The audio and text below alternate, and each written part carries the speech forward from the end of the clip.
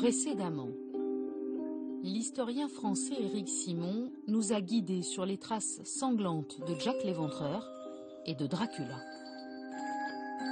Notre enquête aurait bien besoin de l'apparition d'un héros.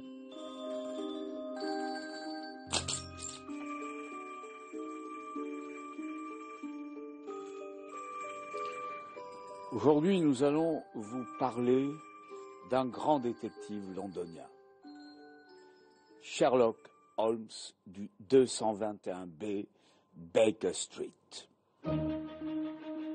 La rue existe bel et bien, ainsi que la très officielle plaque bleue, celle réservée à Londres aux grands hommes à l'endroit où ils habitaient. À l'intérieur, il faut monter à l'étage pour découvrir le repère de Mr. Holmes. Tout y est tel qu'il l'a laissé. Ses fioles et ses instruments de laboratoire, son violon, son fauteuil et sa pipe, bien sûr. Et tous les jours, il reçoit des dizaines de lettres de gens des quatre coins du monde lui demandant son aide pour résoudre une disparition d'un proche ou d'un animal domestique. Pourtant, cette adresse, transformée aujourd'hui en musée, est à l'image de son personnage. L'un et l'autre n'ont jamais existé. Beaucoup de nos visiteurs pensent que Sherlock était une vraie personne et qu'il a vraiment vécu toutes ces aventures. On doit avoir du tact, être diplomate pour ne pas briser le rêve. Alors quand on nous demande « il a vraiment vécu là ?», on répond « oui », dans les histoires en tout cas. Le détective londonien qui va révolutionner les enquêtes policières est une pure création d'un médecin écossais, Arthur Conan Doyle.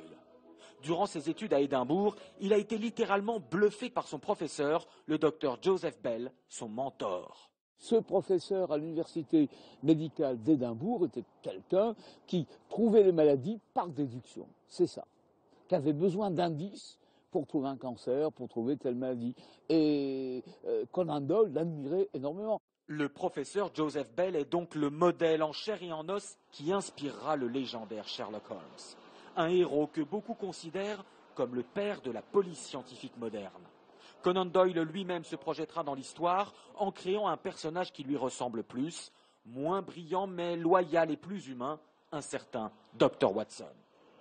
Mais leurs aventures seraient bien fades sans un troisième personnage, célébré en ce moment par une exposition événement.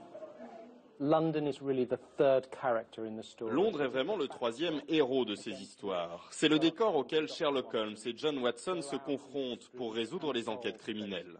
Ils seront toujours accompagnés par la silhouette de Big Ben, de la cathédrale Saint-Paul ou des berges de la Tamise. Et si vous situez cela à l'époque victorienne, il faut y rajouter le brouillard qui recouvrait la ville.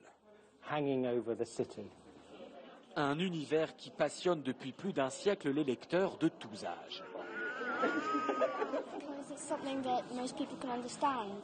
Ce sont des histoires que tout le monde peut comprendre et dans toutes les langues.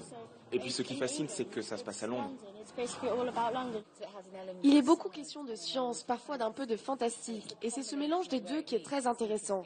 Ce qui est assez fascinant, c'est son côté, sa manière de déduction, son côté déductif, la manière de fonctionner de son esprit. Une renommée entretenue à travers le monde par la très sérieuse Sherlock Holmes Society. Ses fans inconditionnels se réunissent très régulièrement, à Londres bien sûr. Ces 1400 membres s'appellent officiellement entre eux des Sherlockiens. Nous voyageons dans le monde entier pour la Sherlock Holmes Society et partout où nous allons, nous n'avons jamais rencontré quelqu'un qui ne connaissait pas Sherlock Holmes. Un chauffeur de taxi à Saint-Pétersbourg, des pêcheurs à Helsinki, ils nous disent tous « Ah oui, Sherlock Holmes !» Ce jour-là, les Sherlockiens étaient tout excités. Ils avaient déniché un vieux film rare et inédit de leur héros. Il faut dire que Sherlock détient un titre officiel dans le livre des records, celui du personnage le plus adapté à l'écran de l'histoire du cinéma et de la télévision. Depuis ce premier film dès 1900, il a été célébré plus de 200 fois au cinéma et la BBC perpétue la légende avec une nouvelle série qui place Sherlock de nos jours en 2014.